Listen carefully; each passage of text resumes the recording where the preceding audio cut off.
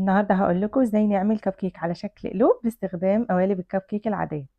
هنجهز خليط الكب كيك ونحطه في قوالب الكب كيك العاديه خالص. هجيب قطعه مربعه من الالومنيوم الفويل وهطبقها بشكل كوره كده تبقى شبه البليه.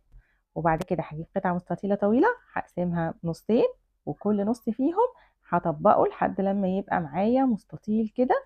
كل قطعه كب كيك هعملها هحتاج فيها 2 مستطيلين وواحده كوره، فاعمله على قد الكميه اللي انت عاملاها. هاجيب بقى الكب كيك بتاعي وهحط الكورة كده زي ما انتوا شايفين في اي مكان، وهجيب بقى المستطيلين اللي عندي وهعمل بيهم بقى القاعدة بتاعة القلب. هحط واحدة في الجهة اليمين وواحدة في الجهة الشمال، وكده بقى شكله قلب.